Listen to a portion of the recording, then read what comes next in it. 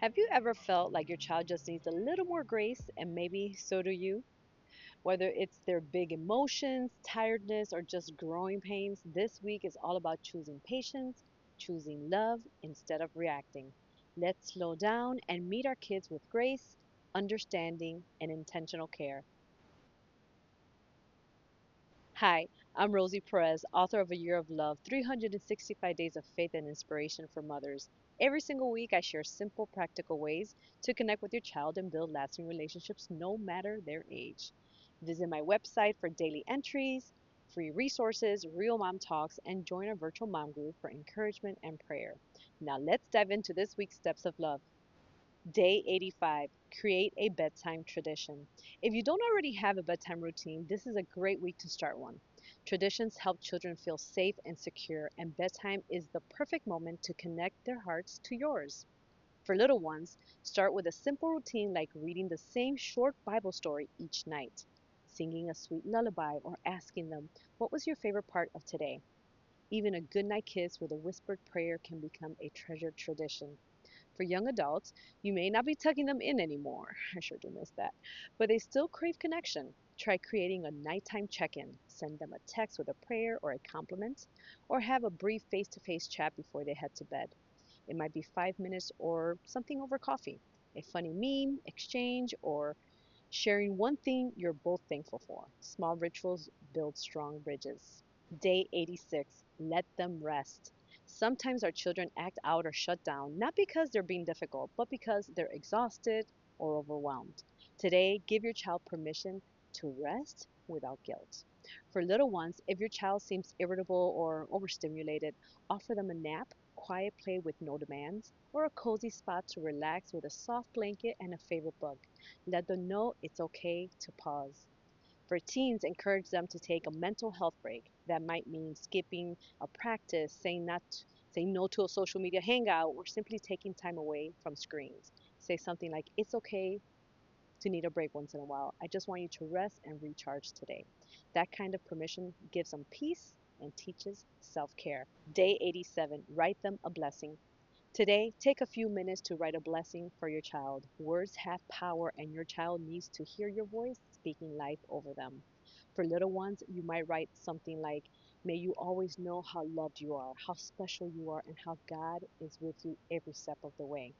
Write it on a sticky note, tuck it into their lunchbox, or read it out loud before bed.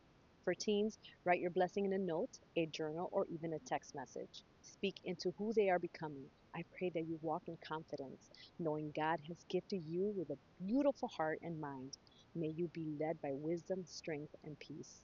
Even if they don't show a big reaction, they'll hold on to your words more than you know. Day 88. Create a time capsule together. Today's all about capturing this moment in time. Life moves fast, and creating a time capsule helps you and your child look back and remember how far they've come.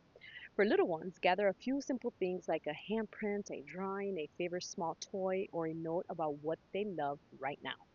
Place everything in a container, label it with the date, and decide when you open it. Maybe it's next year or when they turn a certain age. For teens, invite them to write a letter to their future self. Include their current dreams, favorite songs, or a photo that captures who they are right now. You can add a small item that reflects this season of life. Let them seal it and agree to open it together in a few years. It's a meaningful way to reflect, connect, and celebrate growth. Day 89. Give them grace. We all have bad days, your child included. Today, when they mess up, act out, or forget something, lead with grace instead of frustration. For little ones, when your child spills something or throws a tantrum, pause and breathe. Say, "It's okay. We all make mistakes. We'll clean it up together." That moment of calm teaches more than any lecture ever could. For teens, when your teen forgets to do something or reacts with attitude, try not to escalate. Say, "I know today might have been tough. I'm not here to fight. I'm here to support you." Grace doesn't mean ignoring wrongs, it means choosing love in how we respond. Day 90. Fast for breakthrough. As we close the month, we're dedicating today to prayer, fasting, and spiritual breakthrough. Whether you're seeking breakthrough in your parenting, in your child's heart, or in your own walk with God, fasting invites Him into those places where we need His help the most. Take a picture of this simple guide you can follow. Break your fast with a family meal, say a prayer of thanks, and speak a blessing over your children. Celebrate the growth you've seen this month and give thanks for the breakthroughs you're believing are on the way.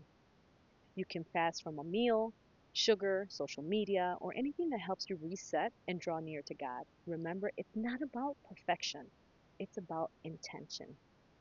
Scriptures to reflect on Esther 4:16, where fasting led to divine intervention, and Second Chronicles 20:3 and 4, where the people fasted before a battle and saw God move powerfully.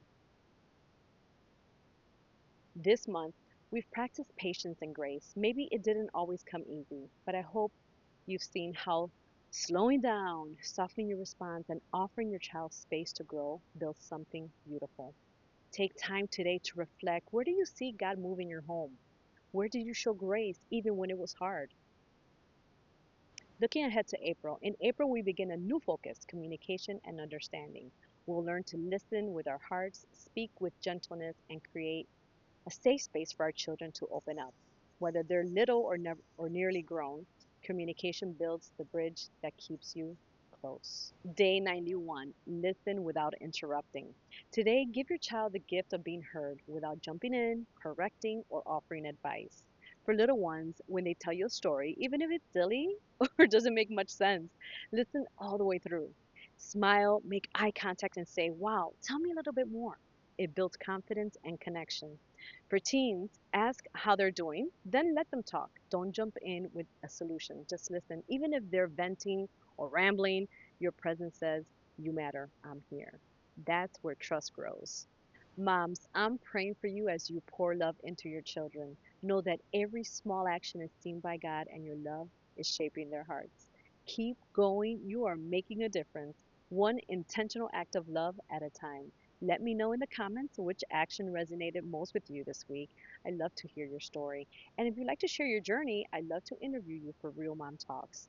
I'm cheering you on every step of the way. Don't forget to subscribe so you don't miss next week's steps, and join our virtual mom group for more encouragement and prayer. See you next week, friends.